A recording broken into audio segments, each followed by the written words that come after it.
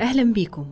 ده بودكاست بسيطة، المكان اللي بنقف فيه لحظة بعيد عن دوشة الدنيا، وببساطة هنقرب من مشاعرنا من غير توتر ولا ضغط، لأن كل شعور صعب جوه رسالة وجانب إيجابي إحنا مش شايفينه.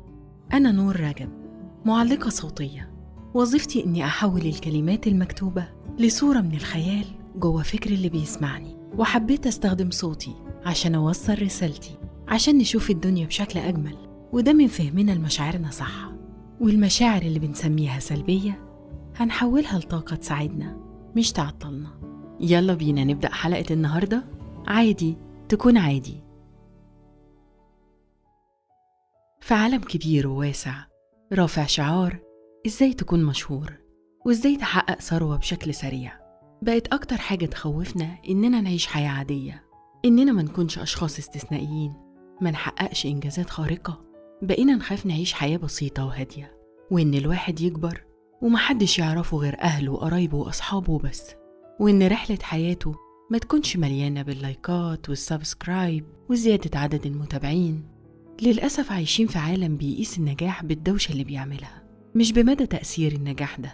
بقى بيتك العادي حتى لو فيه راحتك، وأسرتك العادية حتى لو ناسها طيبين، وأحلامك البسيطة ما بقتش تناسب العالم اللي حواليك اللي كله بريق وشهرة وانتشار.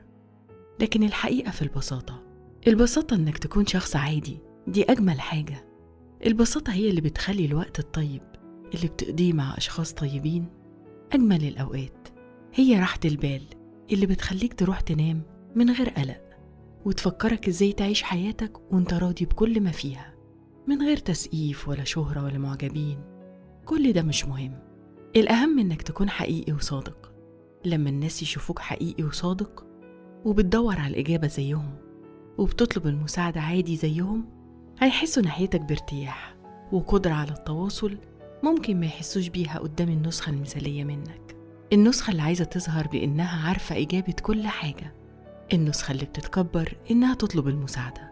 خلينا نقف هنا شوية ونبص من زاوية تانية. يمكن المشكلة مش في العادي، يمكن المشكلة في فكرتنا عن العادي. العادي مش فشل، العادي مش حاجة قليلة، العادي مش تأخير. العادي هو إنك تصحى الصبح تشرب قهوتك بهدوء، تكلم حد بيحبك، تمشي في الشارع وترجع بيتك وانت لسه عندك طاقة تضحك. مفيش صور، مفيش بوست، مفيش تسقيف، بس في حياة بتتعايش.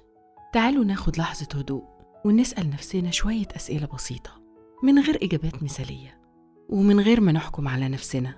إمتى آخر مرة كان يومك عادي؟ وهل اليوم ده كان وحش ولا كان هادي؟ هل في شخص في حياتك بسيط جدا مش مشهور بس وجوده فارق معاك ومأثر فيك؟ ولو حياتك فضلت عادية بس مليانة حب ورضا وراحة بال، هل ده فعلا شيء يخوف ولا هو ده الأمان؟ سيب الأسئلة دي تعدي على قلبك بهدوء من غير ضغط ومن غير مقارنة.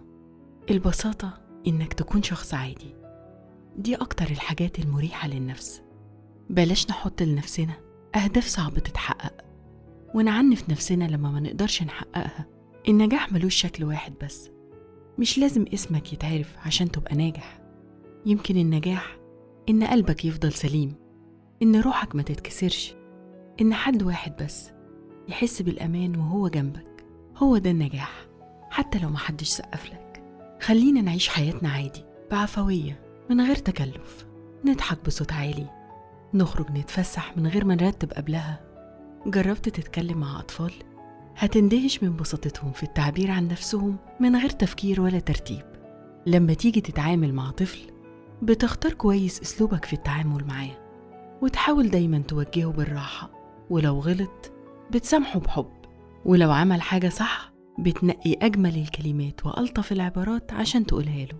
بتحاول تفهمه وتعرفه من غير ما تتهمه بالجهل، وتفرح دايما بأبسط إنجازاته. دي الطريقة اللي المفروض تتكلم بيها مع نفسك، ده الصوت اللي لازم تسمعه دايما. وافتكر إن محدش عايش في دماغك غيرك انت، صوتك انت. خلي دماغك مكان طيب وآمن إنك تعيش فيه. حياتنا فيها اللي مكفيها من الضغوطات والتحديات اللي محتاجة التعاطف معاها. فعادي تكون مش مشهور، عادي ما يكونش عندك إنجازات عظيمة، بس يكون عندك قلب مطمن. عادي تعيش حياة هادية وأغلى حاجة فيها ناس بتحبك بجد. عادي تغلط وتتعلم وتعيد المحاولة وتطلب المساعدة من غير خجل. عادي تضحك من قلبك، وعادي جدا تكون عادي، لأن العادي مش عيب، العادي نعمة. فخليك بسيط، عادي، متسامح مع نفسك. لو الكلام ده لمس حاجة جواكم، لو حسيتوا إن في مشاعر كنتوا محتاجين تسمعوها من زمان، تابعوا بودكاست بسيطة وساعدونا نوصل لناس محتاجة تسمع الكلام ده زينا. رحلتنا لسه في أولها، رحلة تصالح، فهم، هدوء، رحلة نرجع فيها لنفسنا. وافتكر دايما إنك تحب نفسك، لأنها تستاهل إنها تتحب.